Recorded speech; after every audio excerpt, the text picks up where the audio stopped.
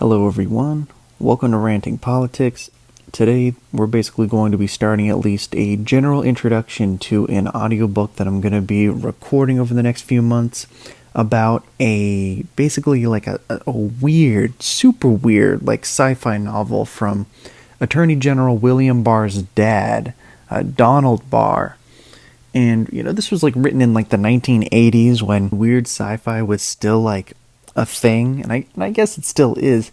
I gotta tell you, this is one of the weirdest 80s sci-fi novels I've ever read, and most of them are pretty out there, especially in terms of their weird, disturbing subject matter. But this one seems to be the most popular right now. Well, maybe not right now, but like back in 2019, like conspiracy people were really interested in this book, mainly because Donald Barr used to be the headmaster, the dean, something like that, at the Dalton School, which is a private school, similar to Yale or, a pretty prestigious school.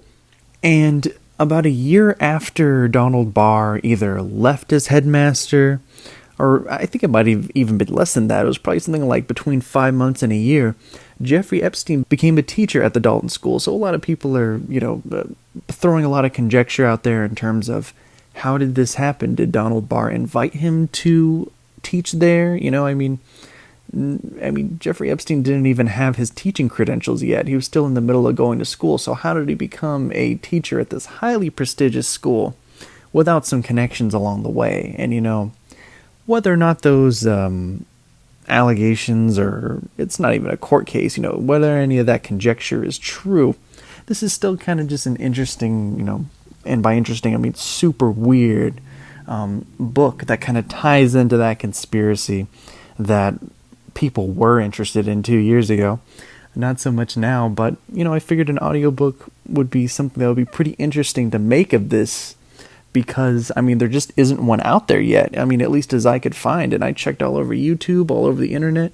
No audiobook, so I figured, why not create one so at least people can have an audio format for listening to this book, and they don't have to pay $70 to read the damn thing. Speaking of which, if you want to find a free PDF copy of Space Relations, a slightly gothic interplanetary tale, it is available on archive.org. That is archive.org. And it is perfectly legal for it to be on that website, and it's also perfectly legal for me to be making an audiobook because it has fallen under a certain copyright law that allows that to happen. Anyway, I'm going to release this as just kind of an overview, as you can see, covering some of the basics of this, and then we will start part 1 sometime in the next week. But anywho, I'm going to at least start off with some of the quotations leading up to the first part of this book.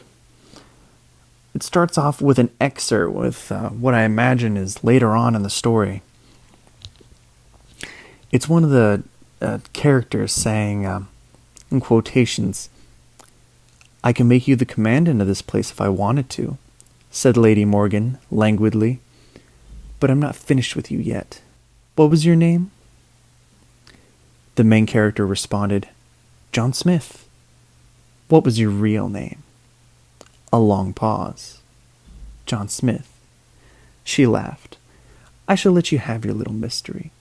And because you're now going to be, as we say, attached to my person, because it really wouldn't do, to have you running about the mines and talking around after you've killed free men and taken liberties with your mistress, I shall give you the name, Smitty." She was poised above him. The pale gold hair cascaded over her face. Her whisper fell on his skin. "I shall sleep in my other room tonight, and you can sleep across the foot of my bed, in case I need anything." Yeah, and as you can see, this is going to be a very corny, very poorly written book. But you know what? This is going to be a fun use of my time, so we're going to... this is what we're going to be doing for the next few months. There's also some other quotes as we get in, deeper into the introduction. Looks like some German written by Richard Wagner. I have no idea how to pronounce any of that or what it means. But there is another quote by J.J. Unferth, which reads, I did not hear the preacher say that Eros was like a gape. In fact, he hinted it was not. And yet, the teat besotted taught the humping lover and the old voyeur, remembering in the cold, have inklings of a tenderness that smacks of friendship, more or less. Yeah, that's super weird. It's extremely weird. The next quote is by Alfred North Whitehead.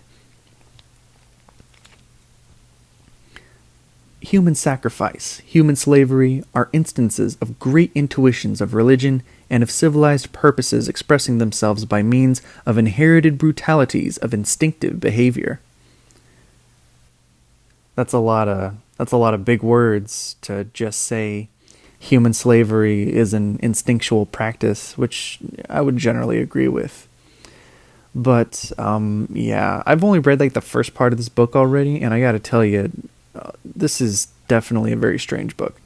Anywho, we'll start part 1 in the next few days. Until then, see you later. This is Ranting Politics.